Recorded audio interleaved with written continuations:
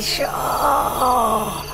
আমার সাথে থাকবে, এসো। জঙ্গলে দৌড়তে দৌড়তেও অনেকবার সেই ভয়ঙ্কর চেহারা চোখে পড়েছে। কখনো গাছের পেছনে দাঁড়িয়ে আমার দিকে তাকিয়ে হাসছে, আবার কখনো হঠাৎ আমার সামনে এসে দাঁড়াচ্ছে। দৌড়তে দৌড়তে কখন যেন উল্টে পড়ে যাই, আমি অজ্ঞান হয়ে যাই। ও শুনোর নিবেদনে আপনারা শুনছেন রহস্য রোমাঞ্চে ঘেরা কয়েকটি অলৌকিক গল্পের সম্ভার। আজকের গল্প শুভঙ্কর ভট্টাচার্য রচিত শয়তানি হাসি, প্রযোজনায় অরেঞ্জ পাবলিশার্স।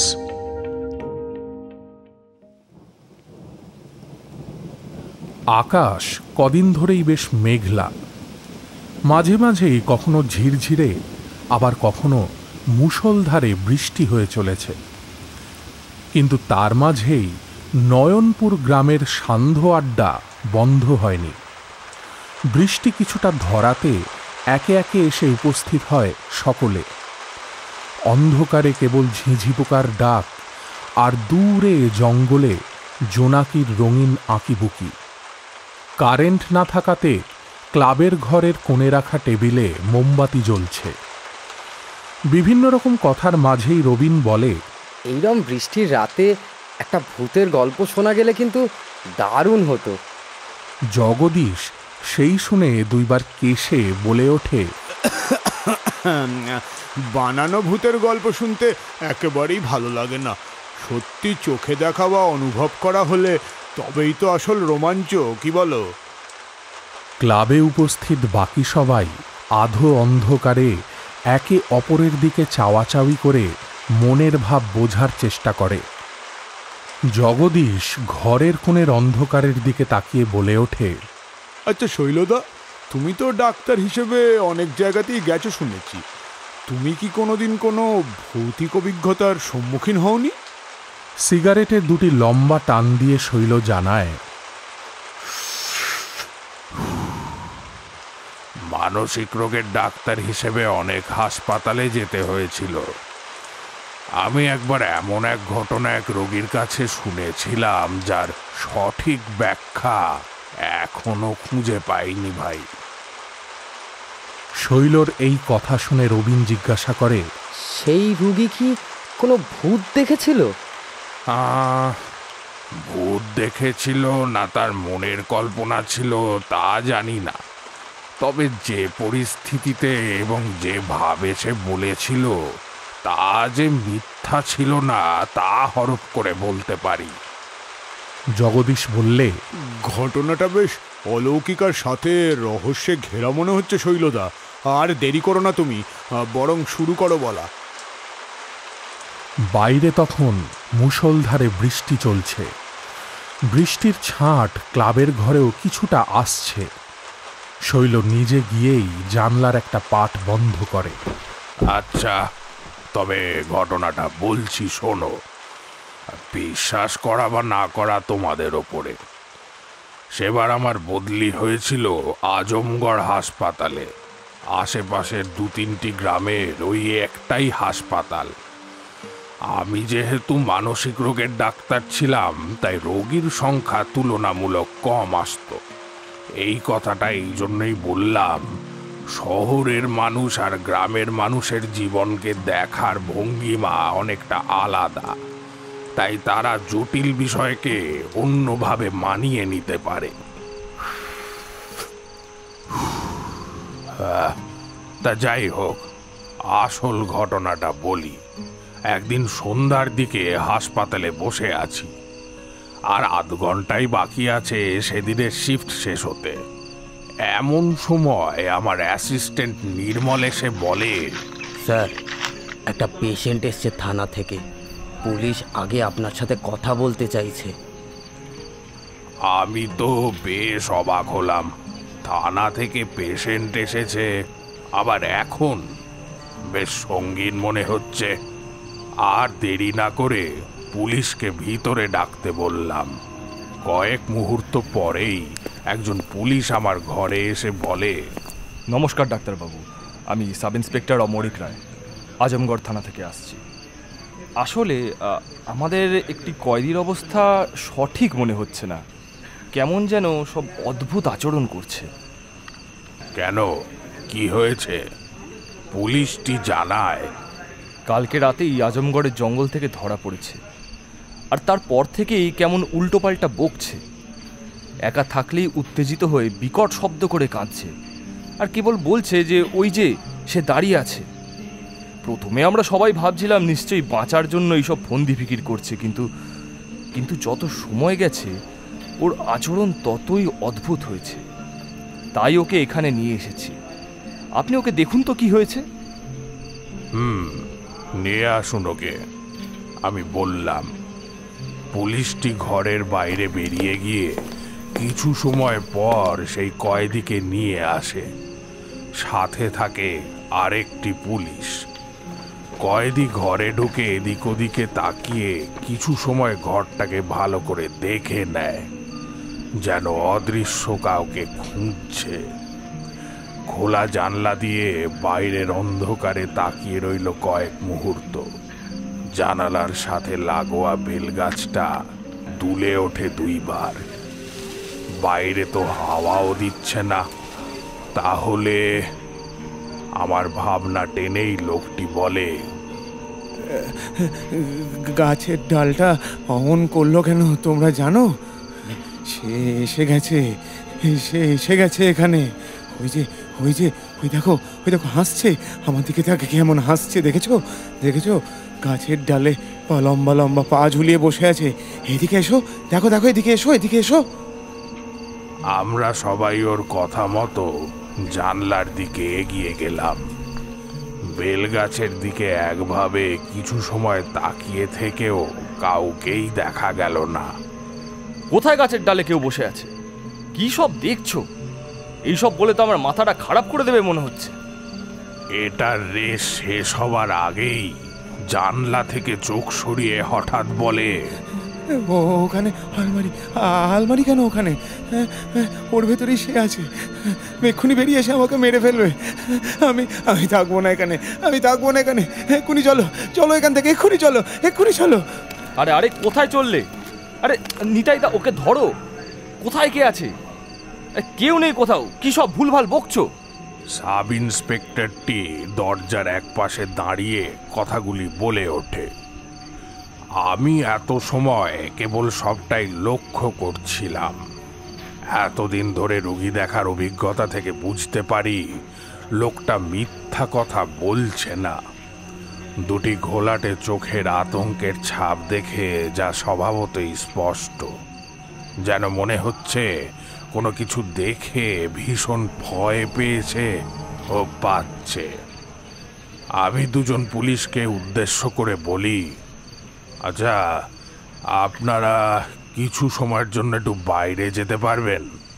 আমার ওর সাথে একা কিছু কথা আছে। সাব ইন্সপেক্টরটি জানায়, হ্যাঁ, অবশ্যই আমরা বাইরে যাচ্ছি। আপনি ওর সাথে একটু কথা বলে দেখুন কেন এমন করছে। কালকে ওকে কোর্টে তুলতে হবে, কিন্তু এরম করতে থাকলে তো। পুলিশ 2জন ঘর থেকে চলে গেলে আমি দরজাটা বন্ধ করে দিলাম। লোকটির কাছে গিয়ে সাহস দেওয়ার জন্য পিঠে হাত দিয়ে বললাম, তুমি আমার সাথে এসো, এই চেয়ারে বসো তো। এসো, এদিকে এসো। লোকটি আমার কথাতে কিছুটা ভরসা পেয়েছে মনে হলো। যেখানে বসতে বললাম সেখানে গিয়েই বসলো, কিন্তু চোখ দুটি তখনও চঞ্চল। আমিও গিয়ে ওর সামনের চেয়ারটাতে বসলাম।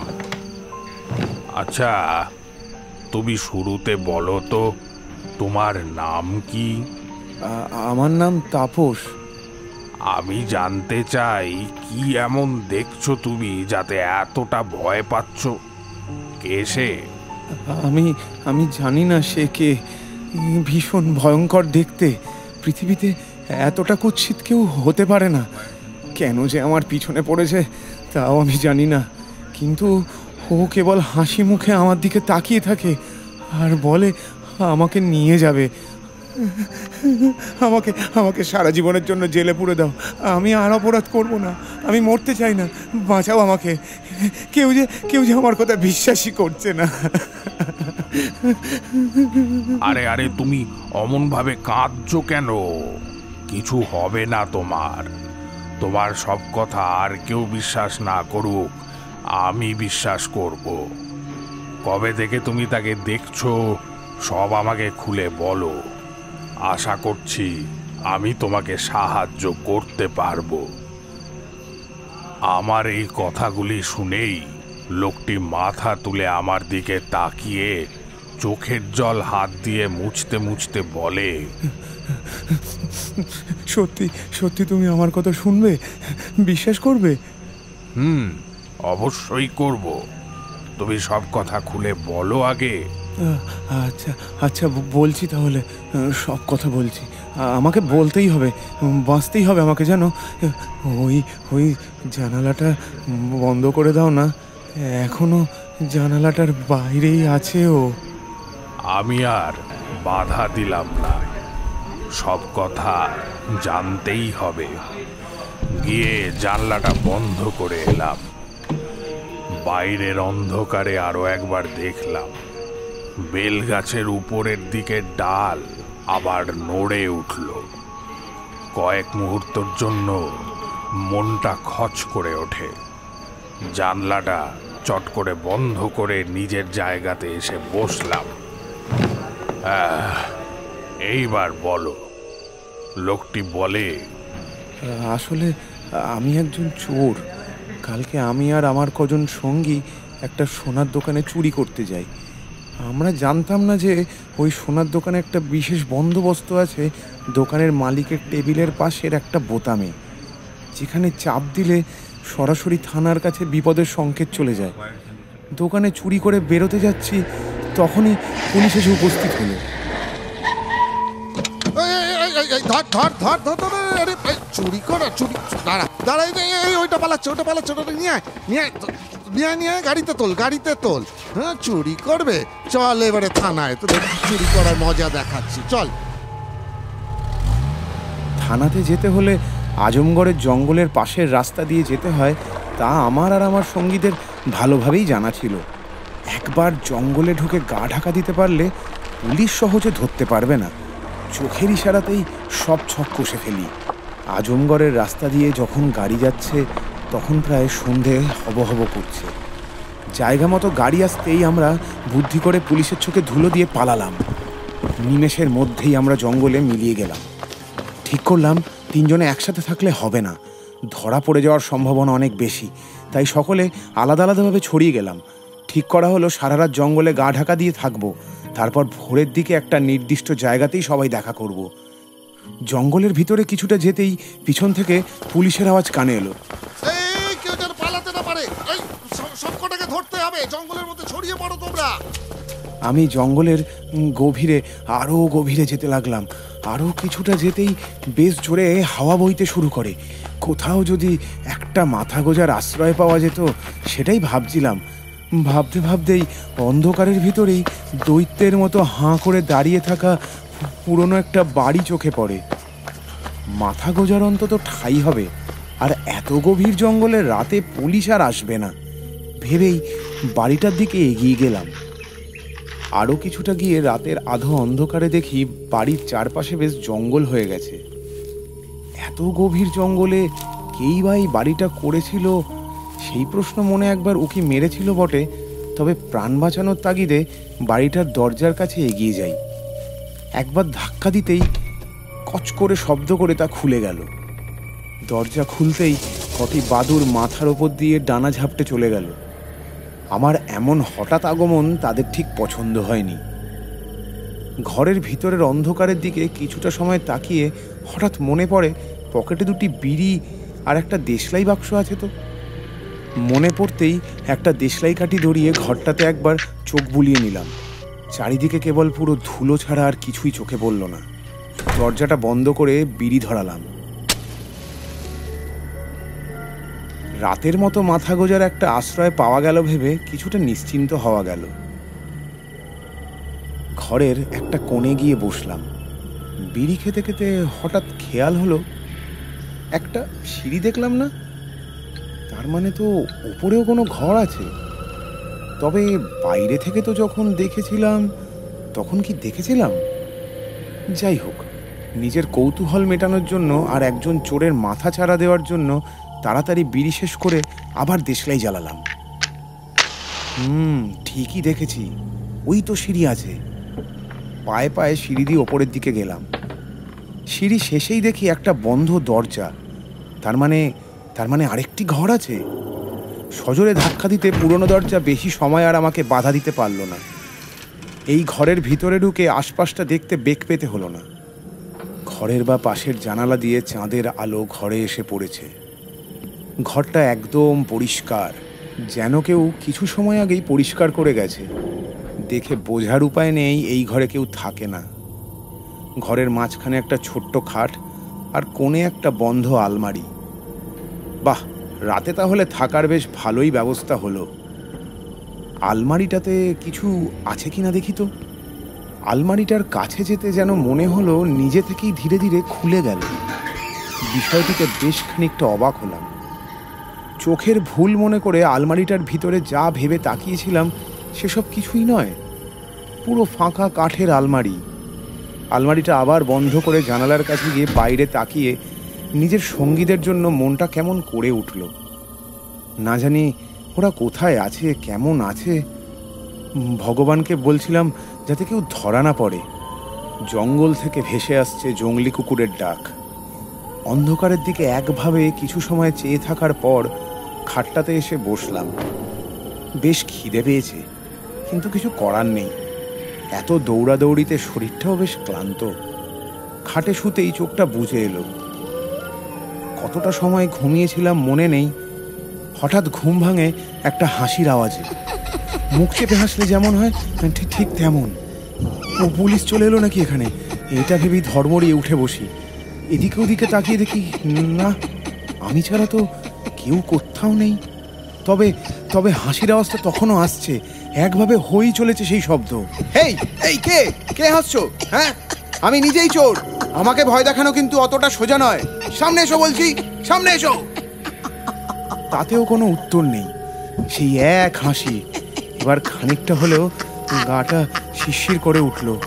গভীর জঙ্গলে এত রাতে এখানে এভাবে একা থাকাটা কি ঠিক হলো? নিজেকে কিছুটা শান্ত করে একভাবে হাসিটা শুনে বুঝতে পারলাম হাসির আওয়াজটা ওই কাঠের আলমারিটার ভেতর থেকেই আসছে। কিছু সময় আগেই তো আলমারিটার ভেতরটা ফাঁকা দেখলাম, কই কেউ তো ছিল না। খাট থেকে নেমে আস্তে আস্তে পা চেপে চেপে আলমারিটার কাছে এগিয়ে হাতলে হাত দিয়ে খুলতে যাব, ঠিক আগের মতোই আপনা থেকেই ধীরে ধীরে আলমারিটা খুলে গেল। আর তারপর ঘরের ভেতরে পড়া চাঁদের আলোতে আলমারির ভিতরে কি দেখলে আলমারির ভেতরে? দেখলাম একটা লোক আলমারির ভেতরে বসে আছে। চাঁদের আলো সরাসরি তার শরীরে পড়ছে। শরীরের রং পুরো কালো, নাকের জায়গাতে দুটো বড় বড় ফুটো, চোখ দুটো পুরো নীল, মণি বলে কিছু নেই। লম্বা লম্বা হলুদ দাঁতের শাড়ি, চওড়া হাসি, হাসলে ধারালো দাঁতগুলি দেখা যাচ্ছে। কালো শরীরে জায়গায় জায়গায় রক্তের ছোপ। লোকটি খ্যানখ্যানে গলাতে বলল, সুস্বাগতম। আমার বাড়িতে আসার জন্য অসংখ্য ধন্যবাদ।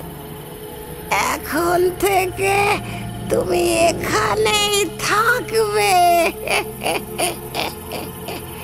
এই আলমারির ভিতর আমার সাথে। এসো, এদিকে এসো।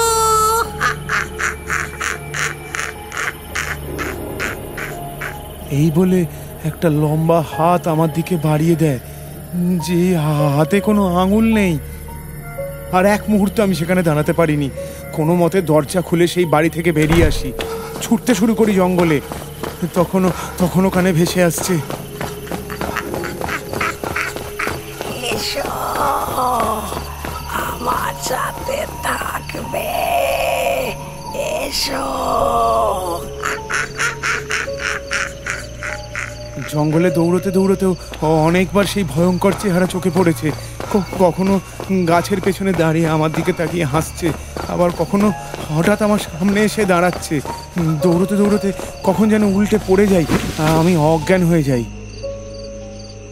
চোখ খুলে দেখি পুলিশ আমার সামনে, আমার দুজন সঙ্গীও ধরা পড়েছে। পুলিশের গাড়িতে গিয়ে দেখি দুজন সঙ্গীর সাথে বসে আছে সেই লোকটি, আমার দিকে তাকিয়ে আবার হাসছে। পুলিশকে আমি বারবার বলেছি, কিন্তু সবাই বলছে কেউ কোথাও নেই। পুলিশ নাকি বাড়িতে গিয়ে দেখেছে ওখানে ওপরে কোনো ঘরই নেই, কিন্তু ও আছে আর আমার ওপরই নজর রাখছে। ডাক্তারবাবু, ডাক্তারবাবু, ডাক্তারবাবু, আমাকে বাঁচান, আমাকে বাঁচানোর হাত থেকে। এই বলে চোরটি তার নিজের কথা শেষ করে। আমি সব শুনে যে কি বলবো তাই ভাবছিলাম, এমন সময় ধপ করে কারেন্ট চলে যায়। এ কি, আলো নিভে গেল কেন? আরে তুমি ঘাবড়িও না, কারেন্ট চলে গেছে, এখনই চলে আসবে। এই, কে কোথায় আছো? কারোর কোনো সাড়া শব্দ পেলাম না। আচ্ছা তুমি বসো দেখি, আমি দেখছি কি হলো। হাসপাতালে তো কখনো কারেন্ট যায় না। ডাক্তারবাবু, ডাক্তারবাবু, আমাকে একা রেখে যাবেন না। আরে তুমি তো এখানেই আছো, চুপ করে বসো, আমি আসছি। আমি দরজা খুলে বাইরে বেরিয়ে গেলাম। এ কি, বাইরে তো আলো জ্বলছে। ডাক্তারবাবু, কিছু বুঝলেন ওর সাথে কথা বলে? এখানে আলো জ্বলছে অথচ ঘরে। এ তো তাপসের গলা। কি হয়েছে? চিৎকার করছে কেন হঠাৎ? অন্যদিকে তখন ঘরের অন্ধকারে আলমারির দরজা ধীরে ধীরে খুলতে থাকে। ভিতরে বসে সেই চেনা অথচ ভয়ঙ্কর সে। না না, আমি যাব না, আমি যাব না, আমি যাব না তোমার সাথে। ছেড়ে দাও, ছেড়ে দাও বলছি, আমাকে ছেড়ে দাও, আমি যাব না, ছেড়ে দাও আমাকে, আমি যাব না, আমাকে ছেড়ে দাও, আমাকে ছেড়ে দাও, ছেড়ে দাও। সবাই মিলে দৌড়ে ঘরে ঢুকে দেখি চোরটি ঘরে নেই, আর আলমারির দরজাটা ধীরে ধীরে বন্ধ হয়ে যাচ্ছে।